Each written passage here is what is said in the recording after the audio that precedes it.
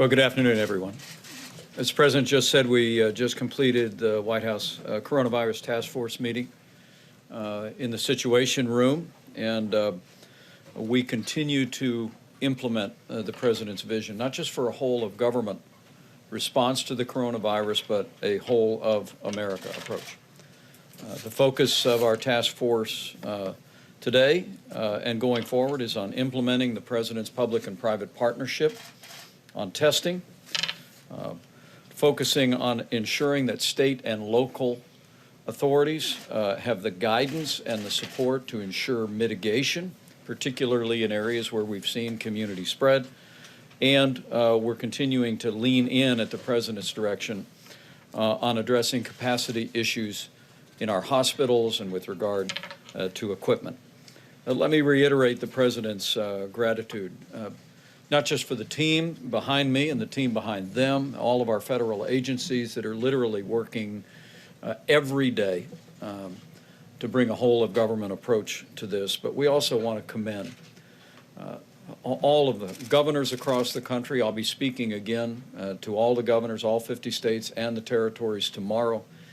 But as the President said yesterday in the Rose Garden, we couldn't be more grateful for all of the governors, particularly in areas where we've had community spread, for the seamless cooperation that's taking place. And we commend local health authorities and all of those who are literally on the front lines. Also grateful for all the businesses that you saw in high relief yesterday, businesses around the country, in sports and entertainment, in retail, that are making decisions based on CDC guidelines and good common sense to protect the American people. And lastly, as the President also said, we just want to thank the American people for listening to local authorities, listening to recommendations from the CDC. We'll hear more about that in just a moment from Dr. Fauci and Dr. Birx. But as we're seeing, not surprisingly, as we've seen in the past, the American people are all responding to look after not only their own health, but their families and their communities. And one story after another is truly inspiring to the President and to all of us. As you know, it's been a brisk few days. The President declared a national emergency yesterday, freeing up significant federal resources for state and local authorities, as well as our national response. The President announced that unprecedented public and private partnership on testing. And let me say that at 5 o'clock tomorrow, we will be detailing the progress that our team is making. I can tell you they are literally working around the clock with private companies. We are very pleased that Thermo Fisher was just approved last night by the FDA in record time to also be providing what's called a high throughput test. That will actually increase the capacity of this public and private partnership. But again, details on that in terms of when the local sites will be available at CVS and Walgreens and Walmart and other locations, what communities those will initially be available in, when the website will go online, as well as how this will continue to roll out. 5 p.m. tomorrow, Eastern Standard Time, we'll detail that. Last night, the House of Representatives passed legislation which addressed the priorities that President Trump had laid out for the American people in the weeks before that. I want to join President Trump in thanking Speaker Pelosi, Leader McCarthy, the Republicans and Democrats in the House of Representatives who, as the President said earlier today, pulled together to pass legislation that's meeting this moment in the bipartisan health-first spirit that the American people would expect. The Secretary of the Treasury will detail the legislation, but to be clear, the deal that passed the House last night will head to the Senate early next week, delivers on the President's plan for strong health and economic support, particularly focused on those most impacted, including hardworking blue-collar Americans who may not currently have paid family leave today. It provides free coronavirus testing for uninsured Americans, and it builds on the decisions that President Trump made, expanding coverage for Medicare, Medicaid, and also getting a commitment from private health insurance companies to join with us to waive all copays on coronavirus testing. So now testing will be free for every American, those who have insurance, Medicare, Medicaid, other programs, and even the uninsured. The legislation also establishes tax credits that the Secretary of the Treasury will describe that will provide paid sick and family medical leave for coronavirus-related employment interruptions.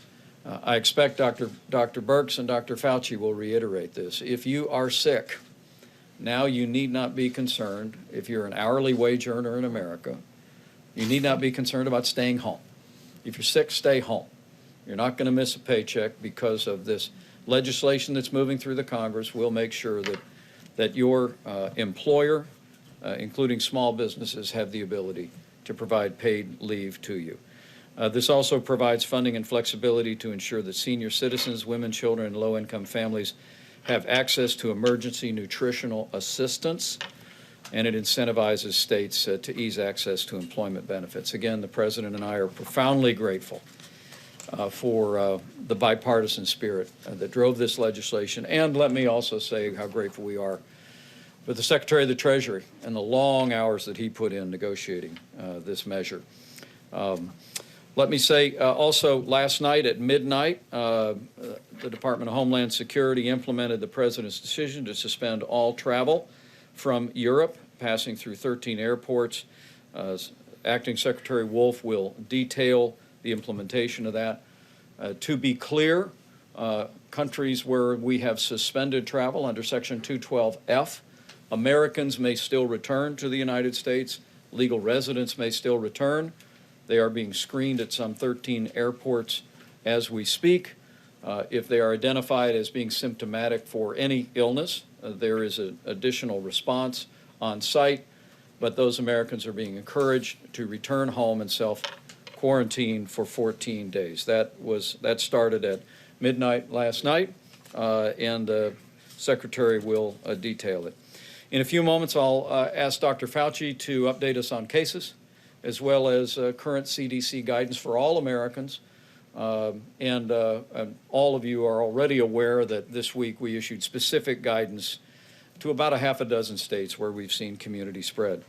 Dr. Birx will touch briefly on the public-private partnership testing plan and also speak about what the data is showing at this moment about the best guidance for every American. Acting Secretary Wolf and I both want to join the President in commending the cruise line industry.